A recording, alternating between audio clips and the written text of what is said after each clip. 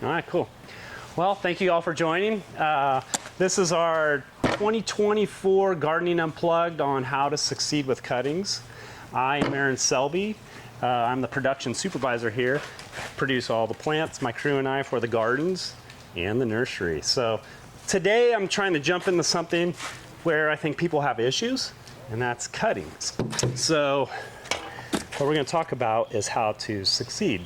And the easiest way is to take fresh cuttings early in the morning. Plants are always super fresh, nice and turgid over the night of getting some nice recovery, cool temperatures, good rain yesterday, that sort of stuff. So if you're going through a drought, you can cheat a little bit and use something like this.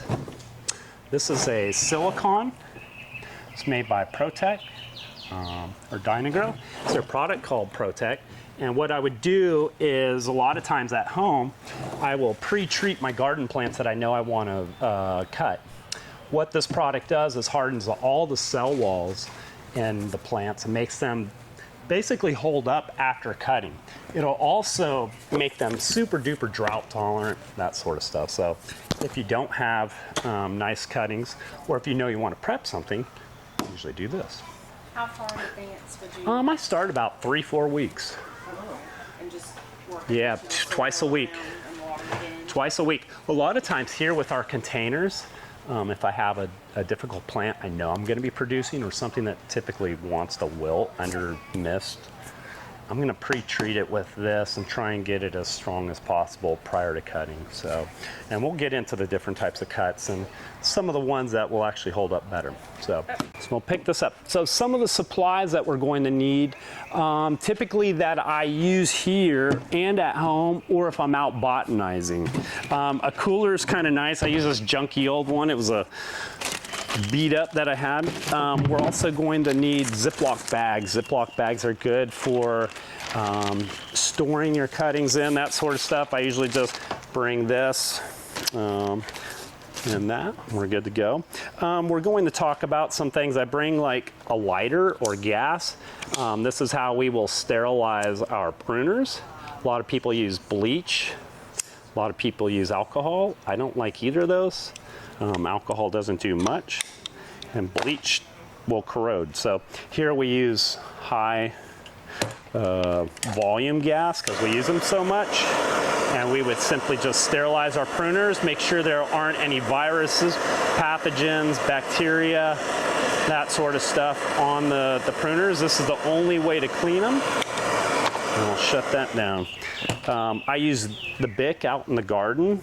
You're going to want to make sure that your cuttings are nice and sharp, so we use these nice little carbide tip sharpener, and we'll make sure we put a really good edge on that. These are made by all sorts of different sources. This one is made by Garden Plus.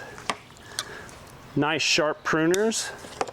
We're also going to want labels, so you know what you have.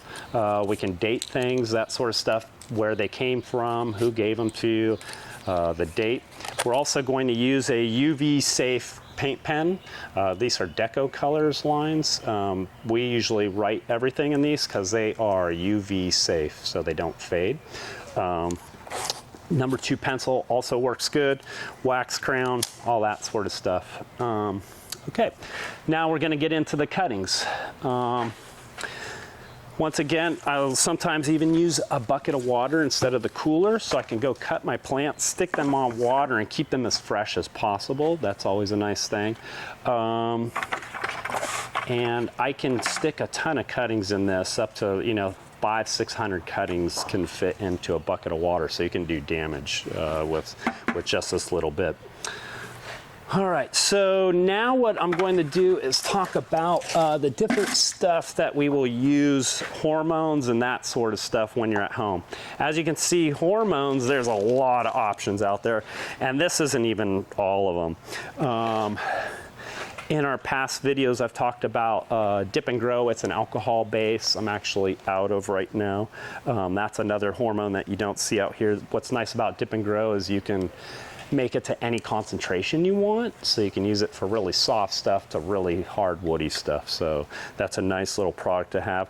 There's Phytogrow. This is an organic rooting hormone. We use Dynagrow gel a lot. Hormodin 1, 2, and 3. 1 is the weakest.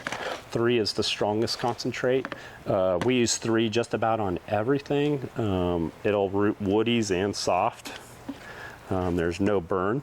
We use a lot of Dynagrow KLN. This is good for water-based stuff. We can float our cuttings and that sort of stuff in. As they're rooting, we can also water our cuttings in with this to stimulate more root growth. All right, those are the hormones. Let's talk about the different containers that we have. Cell packs and cuttings can be stuck into just about anything. Our containers that we typically use will be a cell pack like a 36, a 72 count, or a 48 count. However, if I have irregular rooting, a lot of times I will stick into individual pots. So as one plant may be rooting, I'll pull it out. I typically don't want to keep my rooted stuff and unrooted stuff together because the watering requirements are different, and you're going to start taking care of the plants differently as soon as they start rooting. So a lot of the difficult stuff I'll put in individual pots so I can pull them out and isolate the two. But you can see there's a plethora of containers to use. Here we primarily are sticking into cell packs for speed and that sort of situation. Here, time is money. At home, a lot of times my setup is simply just a 4-inch pot inside a Ziploc bag, which is probably the cheapest of all the greenhouses. We'll get into that. All right, so the medias that we use are all over the place. Here at Plant Delights and Juniper Level, we're using Pacific Organics. This is a pine bark based media with about 15% compost. As you can see, it's a really nice loose fill. That's important with cuttings. We don't want to have something that's going to hang on to a lot of moisture. Water kills cuttings faster than anything. So what we want is high humidity and good uniform draining moisture. A lot of oxygen to the roots as they develop, that sort of stuff, but yet a good bind so things really take off. So that's why we like this looser media.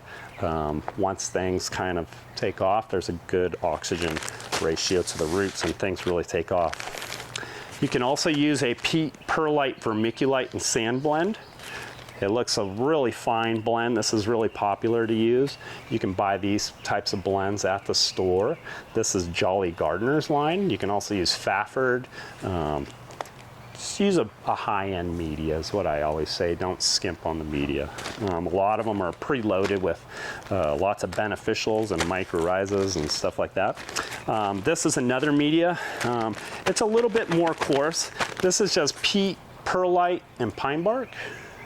This is a very famous potting blend.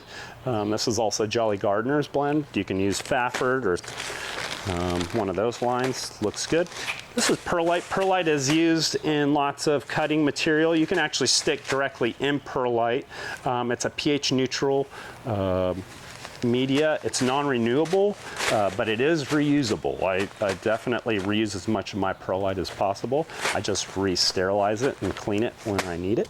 Some of the most popular things for hanging on to a little bit of moisture is vermiculite. It's primarily used more for seed germination, but you'll see it in some blends like this. And it's another non-renewable, but great for moisture retention. It's often blended a lot with all-purpose sand and peat to make up a media at home. If you do that, you'll want to make sure that it's pH balanced and set to the pH that you want. Sometimes you'll need a pH probe and some other amendments to either raise the pH or lower it. So those are all important. The ideal thing that we want to do is if we're in that range and making our soils, that it comes in at about 5.8 to 6.2 or 6.5 at the highest on the pH. If you're growing in like coconut coir or something like that, 5.8, and a lot of times you have to pre-buffer it because it steals a lot of magnesium. So just be careful with the medias you use and know what to use. That's why I go with something that's already been buffered made, that sort of stuff. So you will succeed. All right, so now we will talk about the different setups that we have. You can do everything a lot of times under these little tiny domes that you can buy at the grocery store or hardware store, wherever they're selling springs germination kits. You can kind of see that we set these in trays, and you would stick your cuttings, water them in, and simply use that sort of dome. However, at home, I have this setup here, and this is a very inexpensive setup to set. As you can see, I got a storage box with this, that's just a shoe box. And what I've done here is I've inverted it and taken just a regular old heating pad. Simply set that in here, and you can use that with a dummied flat like this. So what I've done here is filled up a solid bottom, non-draining flat. I put water in that on top of a heating pad. So what I'm doing is heating up the water to the point where I want evaporation to happen. And these are perforated cell packs. And I use those as dummies. And what I'm going to do is stick my cutting simply on top of this like that once it's watered in.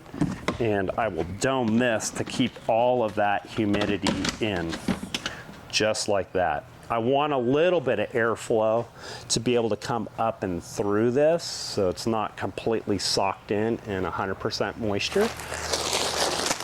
Let's do that. So this has worked for me for over like 30 years. I mean, this is a go-to. So when I need to bulk it up, I also like these mortar mixing trays. And this is another setup. This is actually the setup that I use the most. As you can see, there's a lot of calcium buildup and stuff like that. But basically, I do the same exact setup, but this sits a little bit nicer in here. And what I'm going to do is, instead of setting this under this, I basically put it on the bottom side of that, just like that. Fill this up with water. The humidity will fill this dome up, and your cuttings are not sitting in water at all, which is super important. You basically just want high humidity for your rooting. You'll want to come in and check the water levels, make sure things aren't damping off and that sort of stuff. But yeah, that's a quick little setup. Now to the fun part. We're going to talk about cuttings. All right.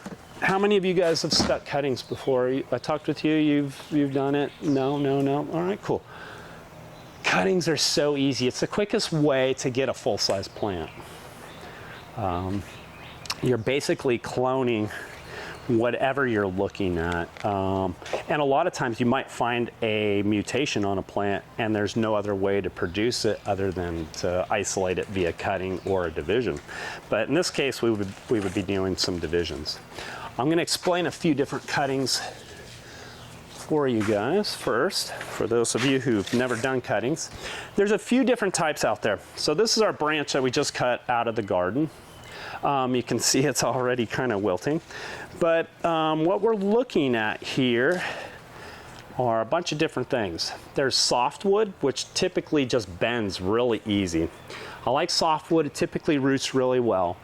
The only downside is it doesn't hold up. It's really soft tissue. That's where the silicone comes in. If you're going to be using those tip cuttings, this would not be wilting like this already. It would probably be stiff for a good 3-4 hours outside of floating. Tip cuttings root really fast, but once again, they're really tender and really susceptible to rotting. The next cut that we're going to do or see is semi-hardwood. And semi-hardwood doesn't quite bend like that softwood. It will more crimp. It's really quite firm, and it can be all the way down to about right in this area right here, the stem. Let's see if I can just strip that.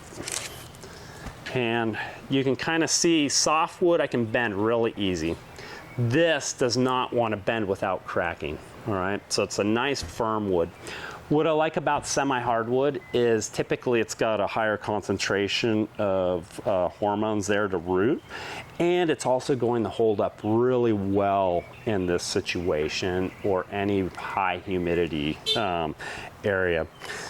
You will see that if you look down the stem, also this soft stuff is already wilting where the semi-hardwood stuff is not, so that's also a good indicator of where to cut the wood.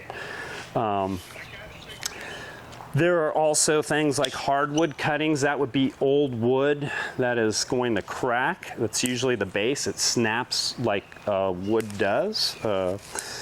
And those are going to be the most difficult cuts to root.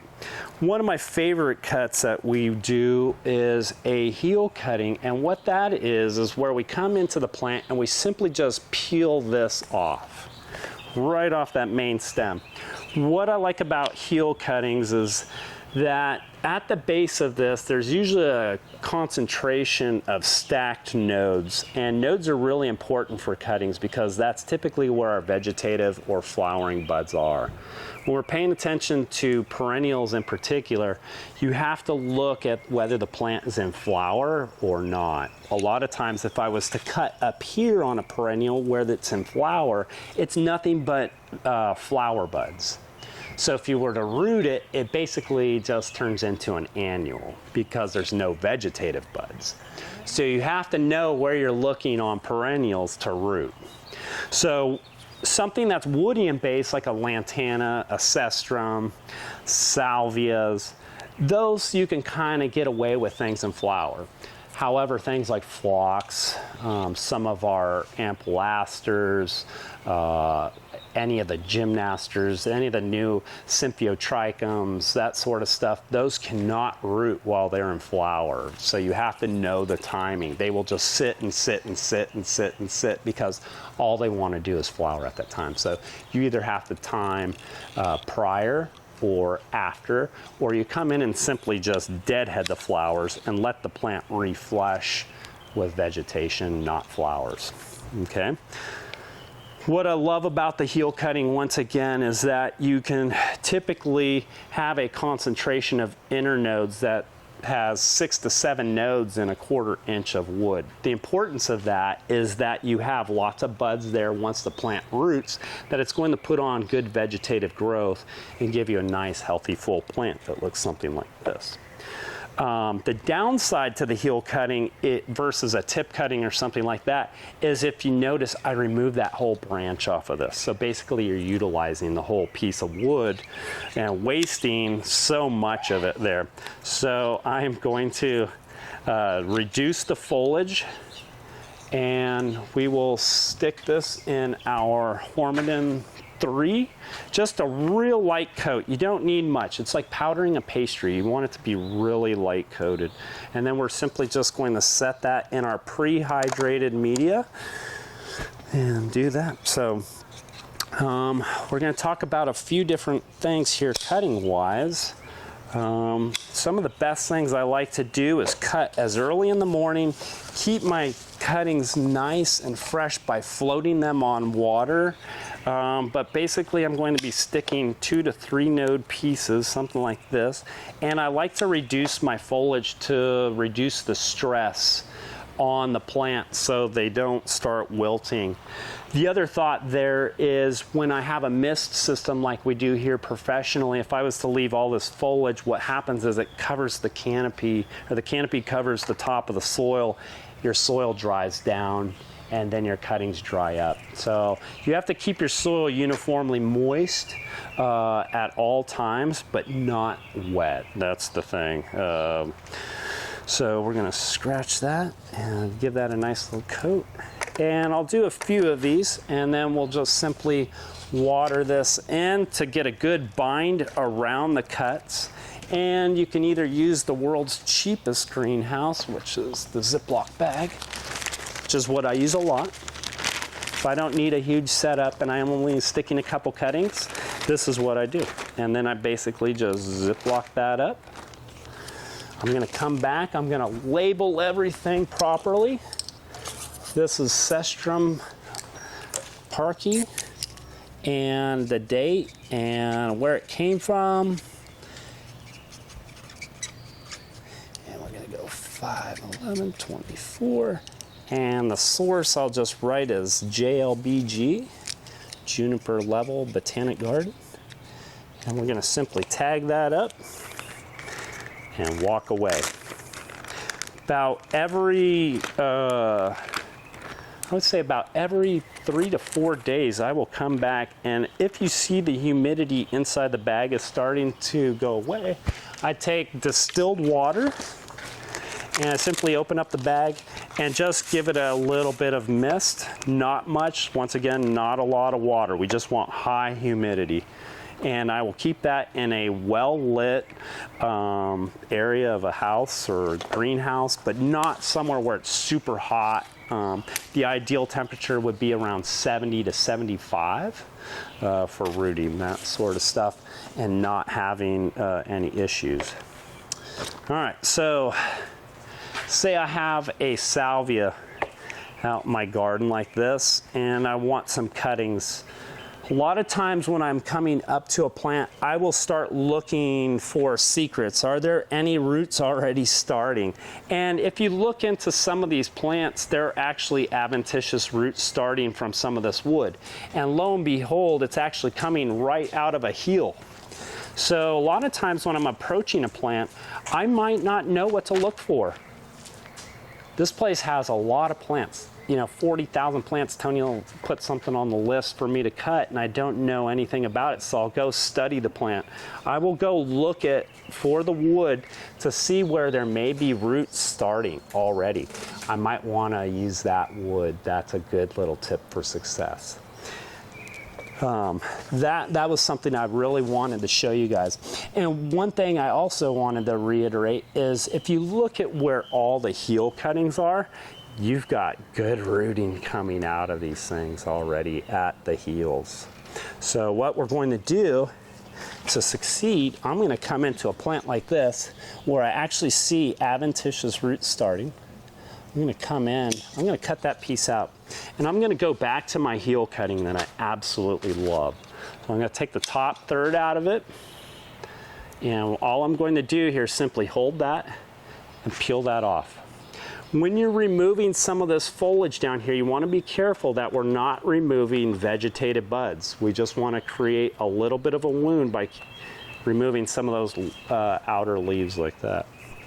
We're going to simply just give, if it has roots, a lot of times I won't use rooting hormone. But on this other side where it doesn't have it, there's a good chance that it still has that high concentration of hormones there. So I'm just going to give it a nice little stick. And I had one more pot here, but just remove that for all instances. And same thing, we're just going to stick these in there like that. We'll label them once again. This is Salvia gemensis. And today's date. Lemon. That's that. Set that in the pot. I water these in really good. You'll want a really good bind around the cutting. That's the important part. So by watering it in, it just basically fused all around that cutting. And then I'll go back to my super duper greenhouse here. And that's that. So those are some of my quick tips on how to be successful with cuttings. Would you guys have any questions? Yes, when you're cutting this where you've got roots, do you cut above a root? I am always going to cut below the root, so a lot of times I might be able to utilize that root. However, if it's already rooted, what I'm going to show you here is you'll need to take the plant back down into proportion to the size of that root. So you can kind of see right now it's out of proportion. If I was to pot that or stick that as a cutting, what would happen is most likely this little tiny root system down here would not be able to support all this upper growth. So one thing I always preach is try and keep your tops and roots in proportion, say like a hourglass. You'll always want to have more roots to tops if you have to cheat one way or the other. Your plant will survive better. But what I'm going to do in this case is I'm going to take these down really small, and then I can use that as a cutting. You wouldn't dip that in the form. I don't need to because it already has roots. If I wanted to get really greedy, I would take this down one more time. But to me, I always preach quality, not quantity. So get yourself a good stick, get it established, and then you can worry about building up numbers. But you can technically pot up each of these into a little individual cell pack. I wouldn't necessarily worry about the humidity so much if things are already rooted. It will certainly help. But if I had something like this, I'm most likely going to air the bag out a little bit more than if it was a cutting. So what we'll do in this case is just simply take this and I kind of loosely backfill and then just sort of pinch those roots in there nice and firm. Once again, we'll tag it, water it in, and bag it. The difference is I'm not going to seal the top of the bag and all the way. And this is the case once you actually start to root your stuff, you're going to want to have a little more airflow. So all I'm going to do is open up the bag a little bit on top, not much, and that works. The beauty of this is you constantly have that airflow coming through with the humidity, so you don't get a lot of things like a buildup of fungal issues and stuff like that. If you're worried about fungal issues being in your plants, cutting in the garden, you can always do like a 10% hydrogen peroxide to water, dip on things, or 10% bleach also works. I like the hydrogen peroxide. It's a little bit safer and doesn't ruin stuff quite as much. But good question. Yeah. Anybody else have questions? No? How do you know which of the hormones you've got 1, 2, 3? Gotcha. How do you know which one to use? Good question. Most of the products out there are going to come as hormone, like the hormone N3. This is indole butyric acid 3. IBA 3 is probably the industry go-to. There's also forms of it that they put potassium in there that are called KIBAs. But this is what everybody sells. You can find this at any hardware store in forms. I know there's a bunch of different brands that'll sell IBA, from Bonide to Garden Safe, whatever. But I like to use the talc base IBA 3 for everything. So when would you use like a 1 or 2?